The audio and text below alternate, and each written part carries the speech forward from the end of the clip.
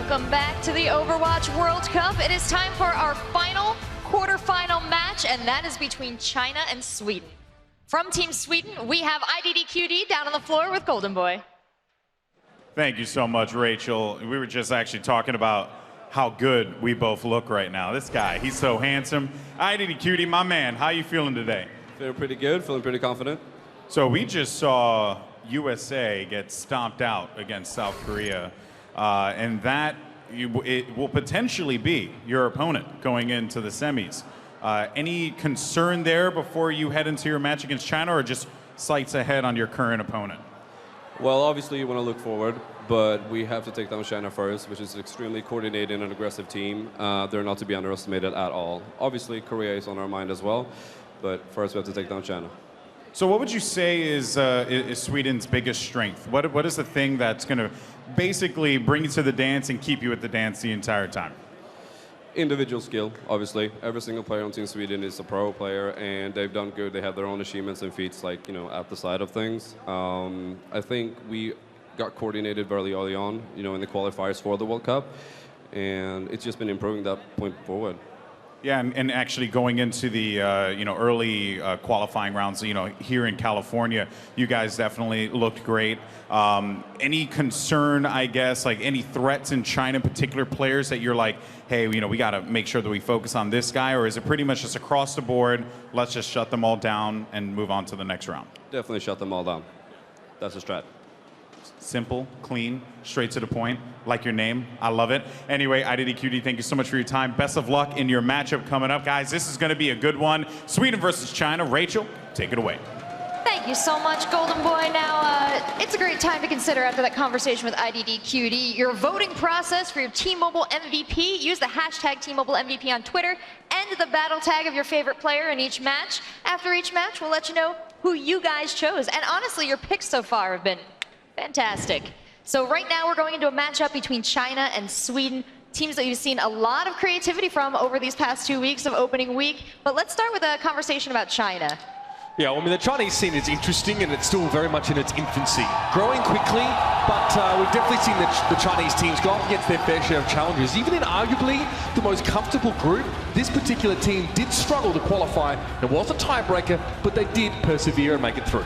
Yeah, this is like a battle of two teams who have pressure from different ways. You have China, who's pressured from the region, and you have Sweden, who's pressured from like the entire Overwatch community, pitted as one of the favorites in the entire event here. So it's really difficult to be in both their situations. But China, I mean, they've been, I hate to say it, a little bit lackluster. This isn't like the teams that you and I saw when we were at the Overwatch APAC premiere just a few weeks ago. Well, actually, we see some of the same problems, though. That is the honest thing here as well. I mean, you know, Lincoln and Naiba obviously both play for IG Fire, and Pangu and Meng Mao from Snake, YJP also from IG Fire, and then Jamali, should I say, from IG Ice. So this is a team of all-stars in terms of how the Chinese fans are concerned. But again, they're still adapting and adjusting to the pace of the game that the West is bringing. They said that in APAC when we actually saw Rogue and Lunatic High from Korea play against them. I said that was the biggest thing. It's like, these guys play fast. We need to think quicker than we are right now. Yeah, this is a team that's going to struggle, honestly. The map pool itself is going to be Kingsrow, Hanamura, and Lijiang. Hanamura, they failed to finish against both France and Thailand in the group stage. So already there's clear problems there. And the fact is they're up against Sweden now, who finished in no problem at all on Temple of Anubis, which is arguably harder than Hanamura. I mean, we've seen some great individual play across the board for them. John Lee, actually on the McCree, has been fantastic, and even Meng Mao playing the Zarya. But Sweden, this is a team who's basically all-stars. I mean, I think that's completely safe to say for them. You've got Tavik, who's one of the best, if not the best, flex DPS players in the game at the moment. IDDQD doesn't miss a single shot on McCree. You have a strong lineup out of Coco in terms of tank. You have Zambasai, who's flexing back over to Zarya, which he did play in a closed beta before switching over to support. You have Chips, one of the best Western Annas. Like, you have Zabe as well, who plays Lucio for the team, who's like one of the sneakiest Lucios I've ever seen. He's always on the walls, he's never on the ground. Zabe is very mechanically gifted as a Lucio player. I mean, it's not often that people sort of make that comparison and say that Lucio players are sort of mechanical, but I hope that when we looked at the replay in that second game, we saw the boop and how it messed up a Reinhardt's charge. You can realize there's a lot more that goes into Lucio than peel and heal. They did show weakness, though. They lost to Spain in the group stage, which surprised obviously a lot of people. They lost on Dorado, which was a bit of a shocker. So King's Row, is going to be a bit of a nervous point for them, I feel. However, when they get to Lijiang, I feel they have the edge over China if it gets to that third map. And the biggest problem I've seen, I think, actually we talked about this quite a bit off air, is Sweden, is that you have two Mei players for their respective teams. IDDQD, who's now teamless, but before was with Fnatic, and you have Tavik, who's on Rogue, who plays Mei.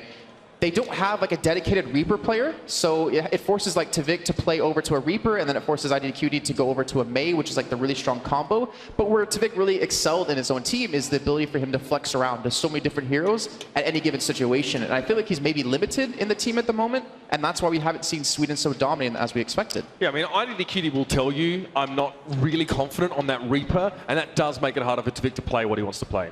Well, it looks like our two teams are ready to play. We've got China and Sweden on the comms. They look fantastic. Let's hand it over to our casters. Thank you, Rachel. Our last quarterfinals here at the Overwatch World Cup, Sweden and China. I'm excited to see this one, ZP, because I want to see if they just unleash Tavik. Like, I feel like agreeing with a lot of the guys on the desk that they've just kind of put him in a box, not let him run all the heroes he's used to running. So the key thing about Tavik is that he's a very notable player in the Overwatch community. Many people would actually make the argument that he could be the best overall player in the Overwatch community. So he's definitely a star of the watch. And for Sweden, they can definitely get a lot of mileage out of just supporting him and letting him fly. Yeah, and for China, the map pool does not favor them whatsoever. You heard Lee talk about it on Hanamura. They were not even able to get that first point. So we'll see. First map, though, will be King's Row. We've seen in the past, Tavik run a very nice Hanzo on this one. See if he brings that out. I'm also interested to see on the side of China, Jamli has been playing a tremendous McCree, how he goes up against IDDQD. I feel like that's going to be a very tough matchup for him. Well, the key thing about the Sweden team is that on the DPS side of things, they do have that double threat between Tavik and IDDQD, where IDDQD, typically you will find him on the McCree, more hit scan oriented, and Tavik, he can do it all. But in this sort of setup, you're going to be seeing him more on those projectile DPS characters, and it does look like he might be starting out here on the Hanzo. Yeah, and it'll be China on defense to kick things off. So Jamli will be running that McCree we talked about. They'll have Lincoln running Zenyatta. So Zenyatta is one that we have not seen too frequently. Usually on the defensive side of things, we do see Zenyatta more, but I feel like at the Overwatch World Cup, we have not seen Zenyatta much. I definitely think they're going to miss having a Lucio. They will absolutely be missing having a Lucio, just because Lucio is so important. The speed boost is a big deal for both engaging and disengaging out of bad fights, and just the overall healing that you get from is great. And man, look at Pangu right there. He's having a blast. Yeah, doing a helicopter there, swinging his hammer pretty quick. Getting warmed up there for Team China on the side of Sweden. I'm definitely looking at Tavik to kick things off. He's going to be up top. See if he launches a scatter arrow over the top here. We've seen that quite often, maybe just switches right after, but it will be Sweden on attack here in map number 1, going up against China, and it's going to be gaining some vision. We'll see how long he sticks on with Hanzo. Hanzo, a very good pick, though, on this map to try and get an early first kill in your team's favor and then push into the point. Tavik is very fond of these early Hanzo picks, where he is more consistent than most in getting that first pick off, where if you're a Hanzo player, you just need that one magic arrow to set your team up. He does land a headshot there, not a kill just yet, but he's looking for the squishier characters in the back. Just wants to get that kill, put his team at a numerical advantage. If China can hold on, though, I feel like the Hanzo pick will definitely end up hurting Sweden. It's going to be Mengmao taking out Coco there at the beginning. IDDQD takes out YJP. And now I think they just need to create space so Tavik can get on the other side of this wall here and really start to take out those backline players, really looking for Lincoln on that Zenyatta and Naiba on that Ana. Well, here's the key, is that they just got to pick up there. They're going to have a 65 in just a moment just from respawns. And they are just out-muscling China here. Sweden rolling forward. They break the Reinhardt shield. And here they go on the way. Tavik takes down Pangu. And that might be enough to just secure this point. China gave up way too much space here to Sweden. It's going to be IDDQD. Nano boosted up. He's going to be able to take out one. But China, they have their Winston back on the point. YJP, he falls. Here comes a Deadeye from Jamli. He's able to get one. So YJP takes out two. Jamli with one. Here comes a Deadeye, though. IDDQD throw things in Sweden's favor as he takes out three. IDDQD being scarily consistent on this Reaper, getting the shots he needs to get, landing a great ultimate towards the end to seal the fight. And now you take a look at Sweden. We have one of the most prolific combos in the game coming up. It's going to be Graviton Surge in the Dragon Strike, something that Sweden is very adept at landing, X. Yeah, and IDDQD starts things up 8-0. You can see how cool and collected he is from the little player cam shot there. And for China, it's going to be Pangu with that Earth Shatter. It's going to be Mengmao now getting the Graviton Surge. And I wonder how they combo this. They don't really have anything else. I mean, in terms of support ults, they just switch over to Lucio, so obviously not going to have a sound barrier. China not in a good position. This next fight, it's going to be, though, a big Earth Shatter coming out from Pangu. And you see YJP following it up with 1. And now China being very aggressive here, but they're not picking up any kills. They're going way too aggressive, and now here comes Sweden on the turnabout. Sound barrier dropped, moving into China, making China regret going that far deep. They can even hold the Graviton here as they just mechanically grind down this China team. And X, as a result, they're still going to have Graviton and Dragon Strike up for the next fight that could decide point 2. And you could almost kind of see that happening when China got aggressive and they didn't pick up any kills early.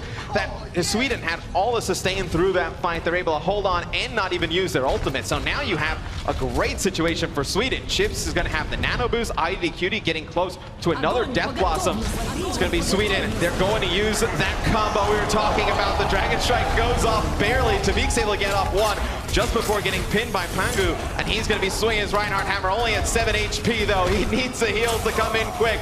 Not enough, though. Chips takes him out. IDDQD with 3 in that fight. This is all Sweden early, ZP. Sweden getting everything they need, even when their combo doesn't quite work out. It's IDDQD that's there, ready to pounce, and speaking of ready to pounce, he's setting up here over the top. He is 16-0 right now, X. He's been having himself a game, and this is one of the best Reaper positions you can be in, where he's just gonna be looking to drop down, use the Death Blossom, and helicopter into this China team. China has no support ults up. They don't have the nano boost, they don't have a sound barrier, and here comes IDDQD off the top. He's able to get 2, make it 3. It's just going to be Mei, stuck in her ice block, not going to survive that very long. And it's the side of China, they use that blizzard in the fight as well. Things do not work out for them. This is one of the faster times we're going to see on King's Row. It's going to be Sweden completing the map with 4 minutes and 12 seconds left. And I dare say, that might be a perfect round from IDDQD. Got everything he needed done. 22-0, 10,677 damage done. Almost double the next highest on his team. In fact, it is over double next highest on his team. Just a great gem of a game from IDDQD. 9 kills with the Death Blossoms as well, and only 2 uses. So you can see how effective and efficient he was with that ultimate ability. But he has played lights out here throughout the entire no opening week. And then now in their first game here, the main stage, he definitely shows up in a big way. On the side of China, we talked about Jam Lee potentially countering him. They're using that McCree. He only grabs 2 eliminations there in the first half. We'll see when China goes on offense if he can pick things up a little bit. Indeed, and while McCree can be pretty good at shutting down a Reaper, applying more pressure, I think the problem that Jam Lee ran into is just Sweden was operating on so many levels. Tavik was still playing a very pressuring Hanzo coming in. The tank play, of course, from players like Coco, who are that dominant, was very hard for China to deal with. So China, they have their work cut out for them now as they look to take to the attack themselves. And do you think China definitely would reconsider if they got the chance to go on defense again, having that Zenyatta? I feel like they needed that Lucy at the beginning. I feel like that's what really let Sweden just come in and take the point with these. I definitely think they would have reconsidered there, just because of the part where there are plenty of areas there where it would have been nice to just use a speed boost and disengage away from IDDQD, make a little bit more space. They weren't able to do that, and unfortunately, the pros of Zenyatta there did not outweigh the cons. Oh, well, I think, just having the Zenyatta on the first one, obviously not getting a Transcendence, not staying on it long enough to get a Transcendence definitely hurt, but then it also hurts in that Streets phase because then when they switch to Lucio, they're never able to get a sound barrier. So you really saw nothing from the support ults from the side of China. Really hurt them there in the first half. It'll be China here on offense. They'll be running Meng Mao on that Reaper. Jam Lee will be running McCree, and look for Pangu to really be an impact player on Reinhardt. We'll see if they go up top into the hotel. This is a very effective opening push. You want to use this high ground to get over possible Mei walls. Indeed, and it's a little bit weird to have Tavik on the Reaper after IDDQD's Reaper game, and then Tavik not on the Mei, but we know he plays a great Mei. A little bit strange coming out here for Sweden, but both players very accomplished. As China right now, they go in over the top, they get through that first archway, and you see Meng Mao right now with the speed boost coming around the flank. They're trying to get Sweden off guard, engaging in right now. Sweden backing out, not really suffering, and they get the first pick off. Yeah, and YJP gets taken out there. That's a big kill from IDDQD because he was pretty charged up on that Zarya. Nice click there from IDDQD, taking out Naiba, and he has just gone to work here, ZP. 25-0. The streak continues for IDDQD, getting close to a blizzard here just in the opening push. Sweden has just been on fire. They have absolutely been on fire. Now remember, King's Row defenses really require a high degree of perfection. You can't trade out kills, you really just have to be smothering. So there's a lot of good opportunity here for China to at least get the payload moving. But for now, Sweden will have that Blizzard in their bank. It should be an impediment to China as they try and get in here. So China still gonna have some issues here on this next attack. Well, China does have the nano boost to use, so we could see Pangu on that Reinhardt getting nano boosted up. It's going to be important if he does to get a kill on the point. You see, they're actually going to separate them. You see Pangu and Mengmao caught out of position there, but IDDQD not able to pick anything up. He actually does take out Mengmao towards the end. Jamli goes sending up into the air when he lands. None of his teammates are left. Coco takes him out. No, it has not looked good for China. That's a team kill in favor of Sweden. This has been completely and totally brutal coming out from Sweden, operating on the highest conceivable levels right now. And we've been talking a lot about IDDQD, but let's talk for a moment about Tavik. Tavik going to have the Death Blossom up here in just a moment. Going to be looking for a sneaky area to catch China off guard. Maybe it's been the IDDQD show for a lot of this game, but Tavik definitely about to be on fire here if he plays his cards right. Well, Sweden did use the nano boost in the last fight, so not going to have that to combine with Tavik's Death Blossom. They do have the Graviton Surge, though, to use. I think as soon as you see the nano boost come in from China, you're going to see it shut down by IDDQD's Blizzard.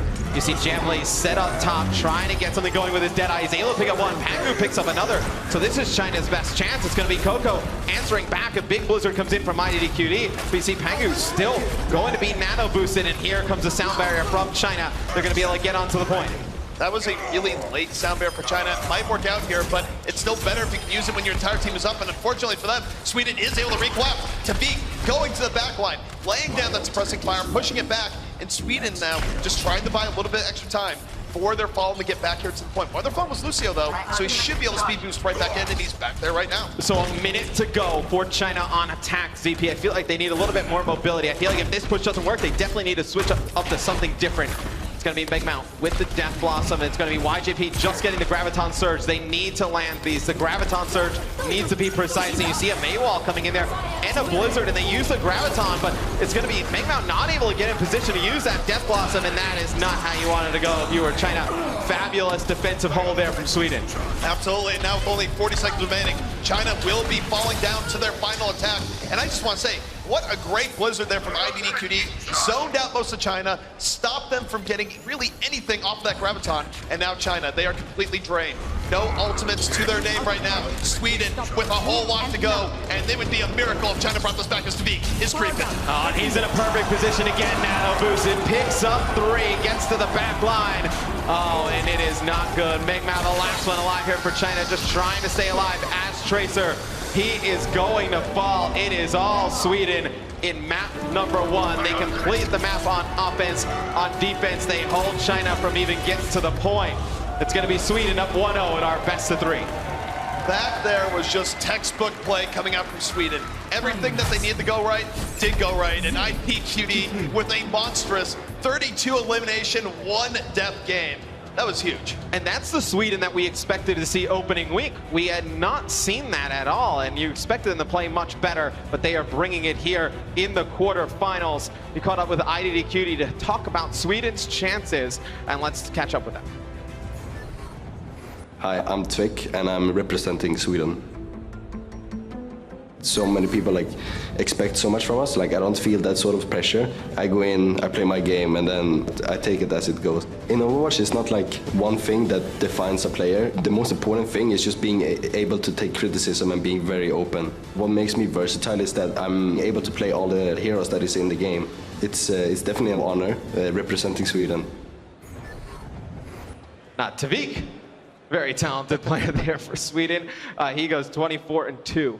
Playing Reaper in the second half, and it's something you kind of question, having him go over to Reaper, IDDQD, play the Mei, but it definitely worked out there against China. It totally worked out, and the thing about these players is that even if they do have more of a specialty where they prefer, say in IDDQD's case, to be more in hit scan, they're still very multi-talented. They can flex as needed, and for one reason or another, they did break it down that way, but you can't really argue with the results. Now, second map will be Hanamura in this best of 3. We talked a little bit about China's struggles on it during the group stages. Coming into this, ZP, is there anything you can imagine them trying on Hanamura that could catch Sweden off guard? It's going to be difficult. Again, I think the problem with Sweden relative to other teams, think about, say, a breakdown of Russia where you think about it and you go, all right, how do we stop Shadowburn? We know they're supporting Shadowburn, so we have to go in and take him out. Whereas when you go against Sweden, Sweden is so multi-talented, both on the DPS end, on the tank end, on the support end, that there's no real weakness that you can sort of go, we're going to isolate this, because even if you do isolate something, the other parts of their team are still going to beat you. We'll see when we get into this map number 2 if Sweden can close out this quarterfinals, move on to the semis where they would play South Korea. That would be an incredible matchup. No one that everyone has wanted to see, but and get into Hanamura, it'll be Sweden on offense, China on defense. Let's see, they're going to go with that Zenyatta again, ZP. So I think this is a case where you do want to practice how you play. There is some degree of idea to, okay, we're going to flex for the situation. But for China, if they've spent a lot of their time practicing with the Zenyatta, especially on defense, I just don't think they want to change gears in the middle of the tournament. They want to go with what has gotten them here, for better or for worse. We'll see. Sweden on offense here. Tavik should run that. Genji is very talented on that hero, and it looks like, at least if Sweden, this is going to be the comp they're going to run, they're going to get extremely aggressive. I mean, Coco, he can just jump in, engage with the Winston. I feel like Sweden kind of knows they have China like dead in the water, so to speak, that they know that if they just engage and get in their face fast, that China can't play with them. So what Sweden's going to be looking here more than anything else, given that they're running the double flanker offense here with the Winston, is that they do just want to get in over the top. They don't want to play the archway game. They just want IDDQD to get back there, Coco to be able to come over and just really catch China off guard. Go for one of those 1 or 2 early pickoffs that can really let you get a lot of momentum in this game. You can vote for your match MVP. Use hashtag T-Mobile MVP. For me, I think if it would be IDDQD at this point, I don't think that would be too difficult of a decision. It'll be China on defense here. Let's see what Sweden does on the attack. Sweden 1 map away from closing out this series. You see, I imagine they're going to engage here quick with Winston. I imagine he's just going to go right over the top. YJP on the Mei for China. Very important. He lands this Mei wall at the beginning, separates Sweden. He's going to be looking to separate them, but IDDQD and Speak, they don't have to play by the rules. They can get in, and the wall is late. Sweden gets all in entirely, rushing down China right now onto the point. Yeah, it's going to be China, though, picking up to a nice sleep dart there by Chips. It's going to be Tavik on the point. It's going to be Chips from a distance, keeping Sebasai alive. You see those on heels coming in. Fantastic play there by Chips, and it's going to be Sweden taking the point. And that was the case for Sweden. They just rolled right in. They caught YJP a little bit off guard there, and as a result, they're rewarded with a very quick cap here on point A. And take a look at Sweden. The ultimates are coming up. Tavik very well could have a point B clearing Dragon Blade up and at the ready in a moment. All sorts of momentum for Sweden. X, they could put this away right here. Oh, this would be like a record time if Tavik can get inside with that Dragon Blade, because they have the nano boost as well. Could just run absolutely through China. You see he's going to get nano boosted, trying to get some damage down. Now gets the Dragon Blade, and this is not good for China. You see Tavik going that back, trying to clear out Pangu, and he does do that. Megmao drops as well, ZP, and things falling apart here for China. Oh, this is not good. You're going to see all 6 members of Sweden on the point. China needs to switch to a stall composition here, try and get back towards it. Jamley goes over to Tracer, but I don't think it's going to be enough. It is almost certainly not going to be enough. Sweden with all sorts of momentum right now, just cleaning up China as soon as they get back onto that point. China making a valiant effort here towards the end. They do get the blizzard that's going to stall things out a little bit more, but it's still all sorts of rough. IDDQD darting and dancing with Tavik. The Bash brothers in action right now, and they are piling on the eliminations, X. Yeah, YJP just trying to stay alive, gets in that ice block, puts a wall up. It's not going to be useful. They're going to be able to take out Pangu, and it's just a stall composition from the side of China. It's just a matter of time before this falls apart, and you see it's going to be the China Zarya, Naiba getting on the point. Now it's going to be Lucio. China just flooding in. YJP can't make it. It's going to be Sweden taking both points with 5 minutes plus remaining. Sweden looking like an unstoppable juggernaut right now. The fact that they were able to take point A that quickly, that IDDQD and Tavik just rolling forward, mopping up kill after kill towards the very end. Just absolutely amazing stuff. And let's take a look at Tavik's stat page here. 16-0. Trying to one-up IDDQD. 3 ultimate kills there with the Dragon Blade, and I think it just spiraled out of control for China when they let Sweden get in. We talked about how important that Mei wall is going to be. It comes in late from the side of China. Sweden gets in, takes the point. They have the nano boost. They get that Dragon Blade on the attack, and Tavik picks up 2 kills, and then that's when things unraveled for China. Absolutely, and here's the thing for Sweden. This is now a no-pressure defense in all senses of the word, where even if they lay an egg here and get completely rolled over, it's still kind of unlikely that China would set a quicker time and the game would effectively be reset. So for Sweden, they have everything to gain, just about nothing to lose here on this defense. China is in a very rough position that they need to dig their way out of, because if they lose this map, they are out of the exhibition. And it's interesting, just looking at their composition. Obviously, China, with a decent amount of time to change it, make some adjustments, but right now, going with those 3 tanks and then a Mei, I'm just kind of questioning how they're going to break through the gate. You're really relying on YJP to get a pick with that Roadhog hook, but I feel like Sweden's going to play smarter than that, not going to give them an opportunity to do that. I agree, and the weird thing here for Mengmao is that Mengmao is a great Zarya player, but even if he lands a huge Graviton here, there's not going to be that much of that fall through. I mean, the main fall through that you can think of here would be a Reinhardt or Roadhog, but that's not necessarily the most devastating of setups that you can have. So for China, I do think they're going to have some trouble getting through. As you mentioned, they will be relying on YJP. It's going to be rough, especially because it doesn't seem like the swiftest competition for taking point A. And we'll see if China can get in on the offensive attack. Have struggled on Hanamura in the tournament thus far, and we'll see what they decide to do here. It's going to be YJP trying to peek there. They tried to build a wall to actually block off Sweden and get into that right room, and Sweden's just going to give it to him. So China is going to be able to walk in, but now the question is, ZP, what do they do? How do they get into the point attack? Right now, they're just trying to stay alive, not give up any pickups. Unfortunately, they lose their Lucio. Now they can't speed boost or AoE heal, and Zebo's side just moving in, getting the clip of Zarya. Quite charged up right now. Tavik cleaning up the back line, and China just getting picked apart in this house. Yeah, not exactly sure the message was relayed to Lincoln that they were all going to the right. As soon as they get through, he goes to his left. Sweden realizes that the enemy Lucio is alone. They convert on him, take him out pretty easily, and Sweden gets a good defensive hold. So now China, they're going to keep with this composition.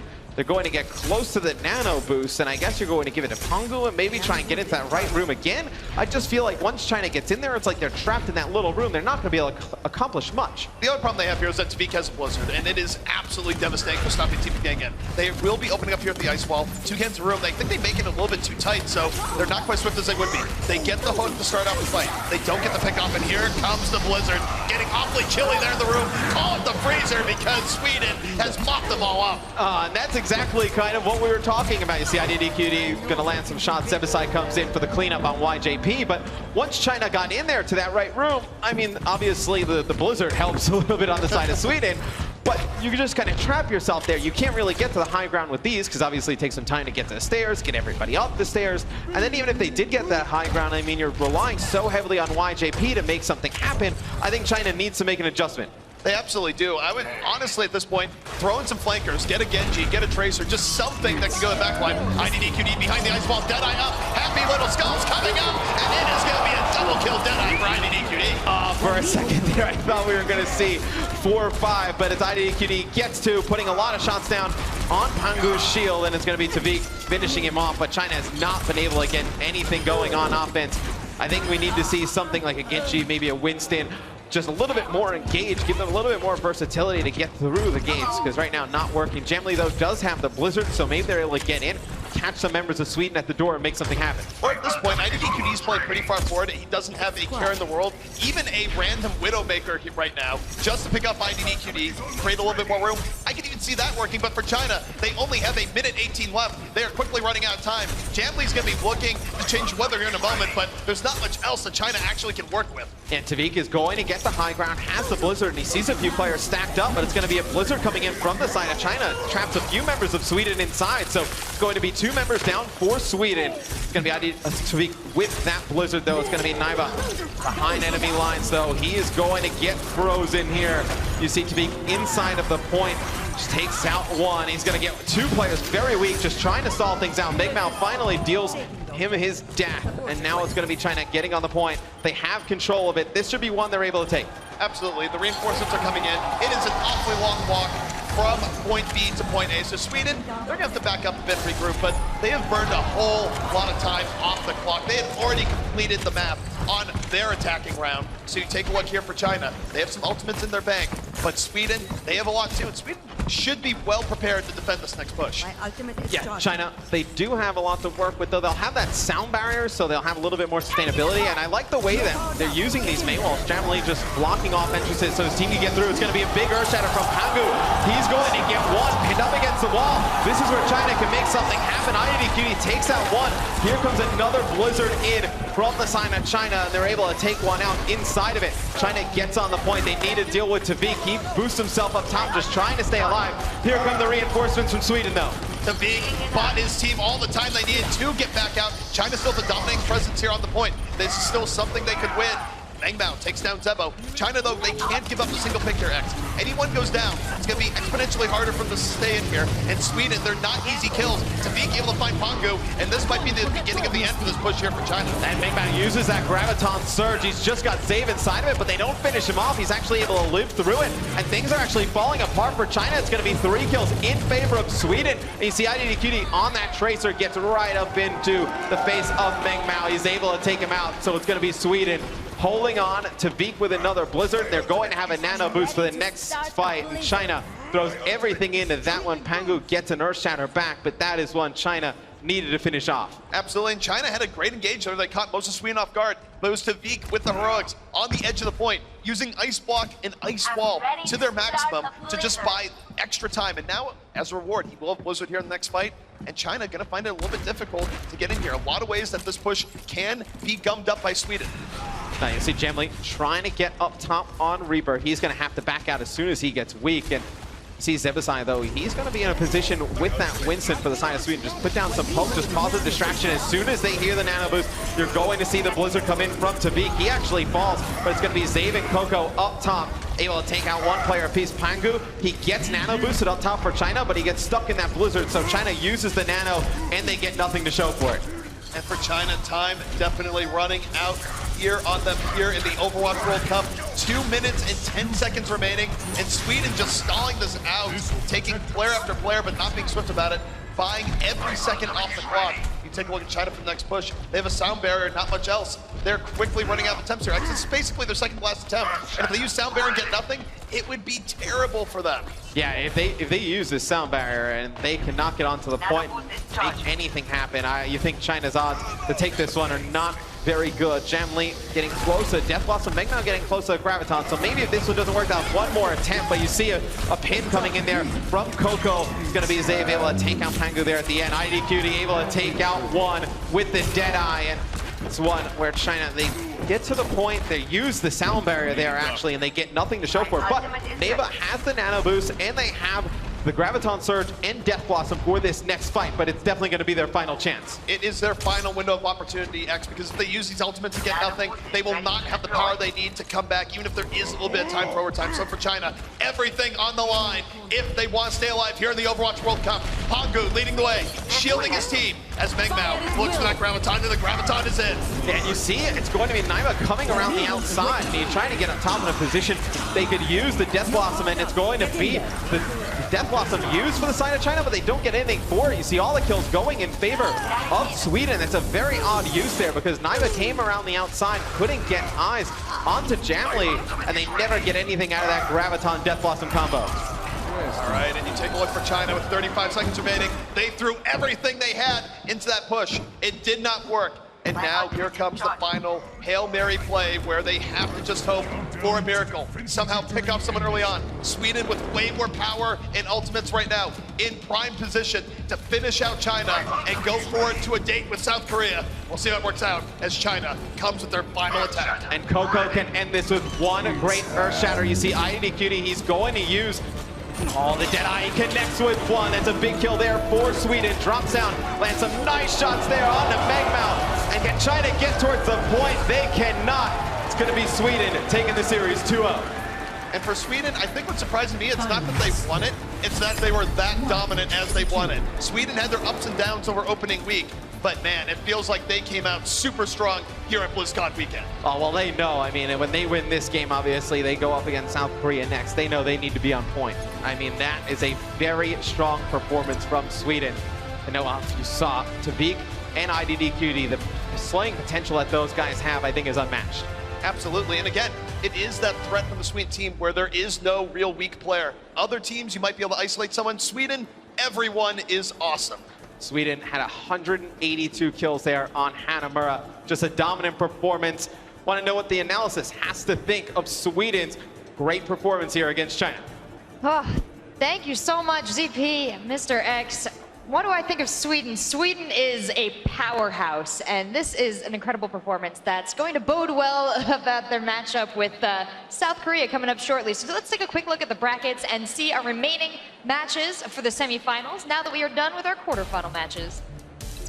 Well, I mean, here it is. Sweden go through pretty comfortably. I think, Rachel, one of the most interesting parts about this is that we may not be able to actually take Sweden's temperature properly here because they go up against, in my opinion, the weakest team of the top 8, and then they have to go straight up against the strongest team of the top 8. So it's going to be both sides of the spectrum for these guys, but I mean, even before that, Russia versus Finland, that is hard to call. I actually don't know which way I would put that one. Like when I talked to Shadowburn before, he said he wanted to play against Finland because it's a team he knows pretty well. They know him, trust me. Yeah, they know exactly. him. And it's going to be hard for him, I think, to go up against maybe like Taimu if he plays McCree. We're going to see a really cool battle between them, but there's some great matches still coming up. Two countries that border themselves, a little bit of a grudge in between Russia and Finland, I feel, so it should be interesting. Well, let them play it out here on the Overwatch maps. That would be best. Let's talk about this match that we just saw. This was China versus Sweden, another really quick matchup. Yeah, what a surprise. Very surprising. What a surprise that China couldn't finish on Hanamura. I mean, we kind of saw it coming. They struggled in the groups, obviously, as well. But Kings Row, let's rewind it all the way back there. You guys made a lot of points on there. They were pretty woeful in their attack. Yeah, okay, so first of all, one thing we've noticed about the Chinese scene, and that they did even when we were over in Shanghai a couple of weeks ago, is that they still really love to play Zenyatta. And this is fine. I understand that there are a lot of things that Zenyatta brings to the battlefield, but they do it instead of a Lucio. So you throw Zenyatta, you throw the Lucio away. Now, in my opinion, and I think Jason might agree with me here, the speed boost ability for Lucio is still the strongest move in the game. You can do so much with it, and most importantly, you can disengage when the enemy's coming at you with ult advantage or a man advantage or anything like that. You can actually adapt to situations and have a get-out-of-jail-free card. For whatever reason, they're taking a Zenyatta into these rounds, and I understand that the Transcendence does give a lot of healing in a pinch. The problem is that when a Reaper gets nano boosted and uses his Death Blossom, he can take people out with one tick of that particular ultimate. It does that much damage. Now, Transcendence does tick in its own way as well. I think it was 100 HP per second. 300. Okay, 300 now. So, but if the ticks aren't congruent, you could potentially, this is theory crafting here, but you could potentially be killed before you can get the healing tick from the Transcendence. If you had a sound barrier, much more robust way, I guess, to deal with that, Jason. I don't know why we're seeing so much Zenyatta still. I think it's maybe a crutch for them, actually. Because what Zenyatta offers you that Lucio doesn't is obviously the speed, but he gives you a lot more damage than a Lucio will do with the Discord Orb and the damage that he can do himself. So to me, it kind of says they don't trust their damage dealers to do the damage that they need to, and then allow him to play Lucio. And you cannot really underestimate how strong speed is. In every single game I can think of, speed is always king. Yep. Every game, how fast you can move, how mobile you are is always the king. And to not have a hero like that who can facilitate an aggressive push, to facilitate a retreat, is really mind-boggling. Yep. So they don't trust Jamli.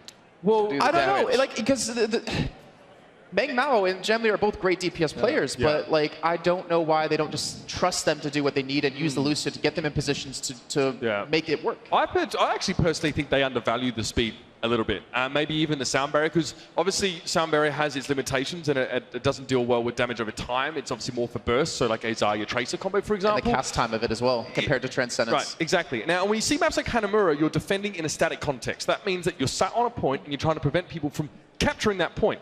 So there may be an argument for maybe not needing a Lucio to speed you around that place. You still want to disengage to a degree, but when you're on King's Row and you're defending in a dynamic context, that means the fight is moving through the map. Now, you are hampering your own mobility by throwing the Lucio out the window and bringing the Zenyatta, and I think that's where that's exacerbated more, and I think that's where it's a weirder pick for me to see. Well, you lose the whole disengage as well. You get, like, especially King's Row, normally you disengage, get back to the arch, but you can't even do that. You're just going to get trampled over, and that's pretty much what happened. And then looking towards the Zenyatta on Hanamura, which we did see on first point defense, yeah, it can be good there. The problem is you're up against Tavik and IDDQD, a Tracer and a Genji. So vulnerable. Exactly, and Zenyatta is not a mobile character. Like, he cannot run away, he cannot really survive by himself, he can't heal himself like a Lucio can, and a Lucio Ana alone is really hard to kill as a Tracer and even a Genji in that composition. I think we can't not talk about IDDQD as well. Obviously getting, what, 22, I think, eliminations. 22-0 on the to first 0. Got 9 with his ulti as well on the Reaper. So absolutely phenomenal. To have 4 minutes 12 in the time back, they did in 4:48, is that? I believe it is. They've completed the entire King's Row. That's a fast time. That's a fast time. Yeah,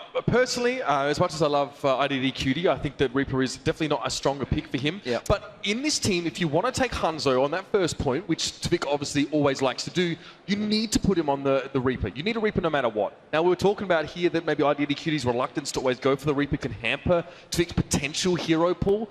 But seeing him do it here, I think he did a fine job. I think, honestly, Reaper is not super complicated. I think it's fairly straightforward what you need to do there. And I think he did a good job, but I also don't think the Chinese were able to test him and pressure him and force a mistake out of him. I think he had a very comfortable round.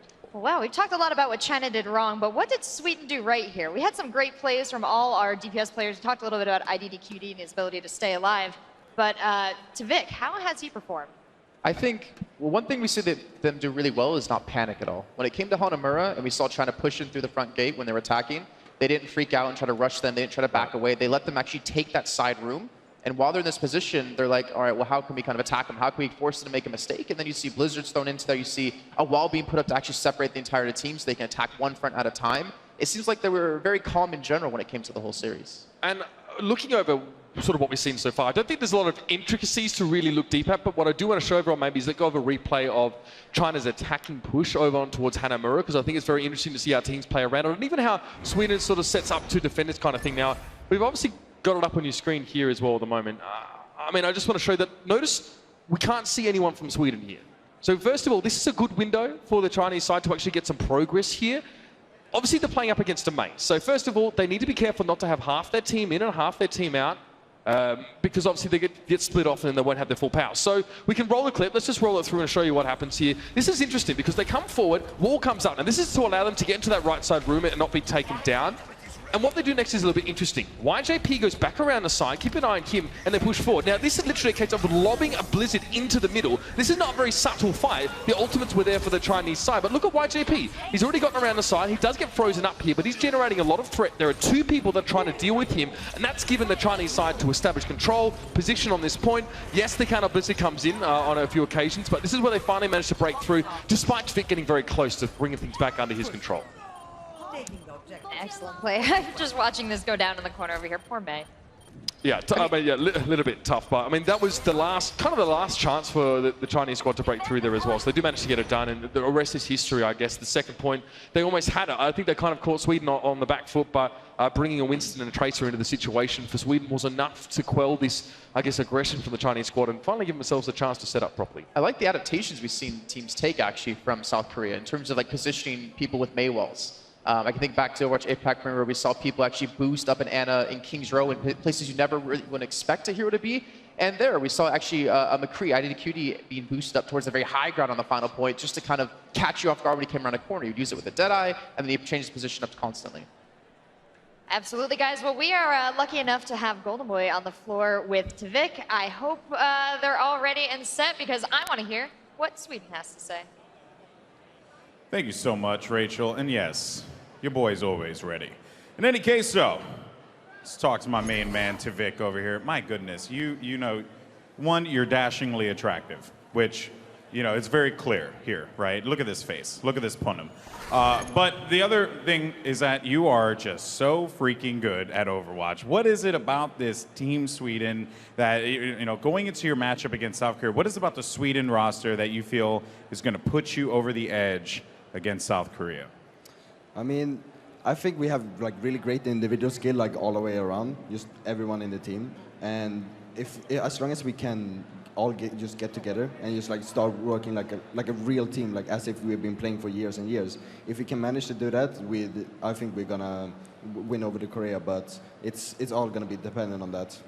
Now, looking at the matchup against China, what were some of the weaknesses that you saw on the Chinese roster that you guys looked to take advantage of? Or was it just a matter of you just being able to outslay them and find those opportunities where you could and just, you know, pretty much push your odds?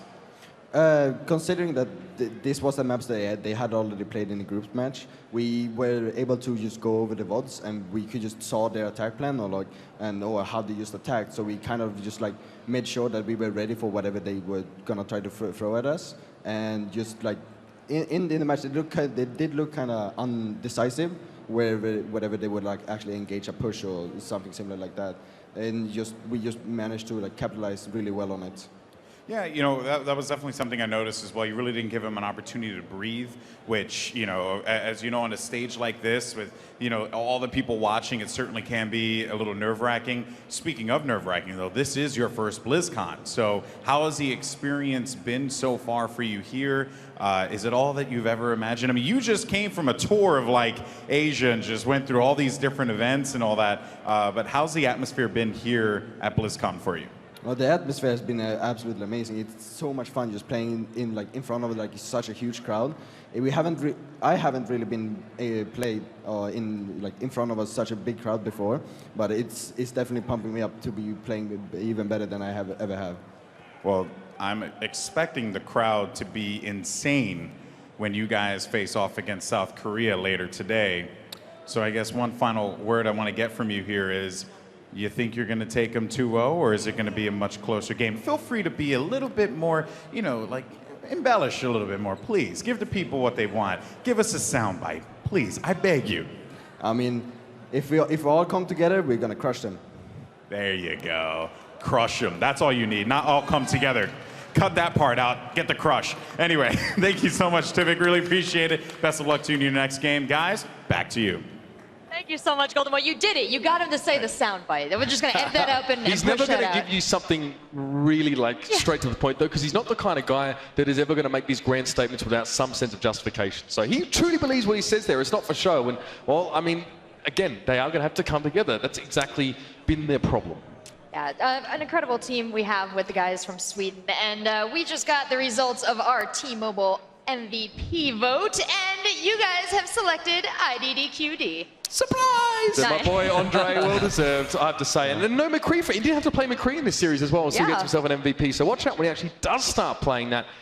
But I mean, it's hard to really argue with that one. Yeah, you couldn't really. That's the guy you have to go. I mean, we were looking at the stats. 22-0. Yeah, well, that's just in one round. We were looking at the stats. He was at 30 plus because he was switched over to the Mei, and then obviously Mei is unkillable for a large period of the time on the defense. So yeah. I mean, we criticize him as well, talking about his Reaper play. But on King's Row on attack, he played Reaper the entire time, had double the damage of anyone else in the game, was unkilled, and he played well. He really stepped up. Yeah, so I don't think we're hard on him. I think as we kind of know him fairly well, we've seen him develop as a player, and we've heard him say, you know, a lot of things, you know, and how he's changed as well, and his opinions, and also his hero pool, which is something we're very big on talking about from him, especially given his origins in Fnatic where he didn't play Reaper. So yeah, I think he did a great job. I think it wasn't all just China not being great. I think also he did an excellent job. And we should say he's a free agent right now.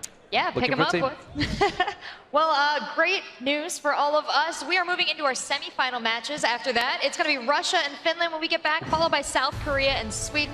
Incredible matchups. You can use that hashtag T-Mobile MVP every match to select your favorite player, and we'll honor them on the desk just like that. So we're going to go to a quick commercial break, and when we come back, we'll begin our semi-finals.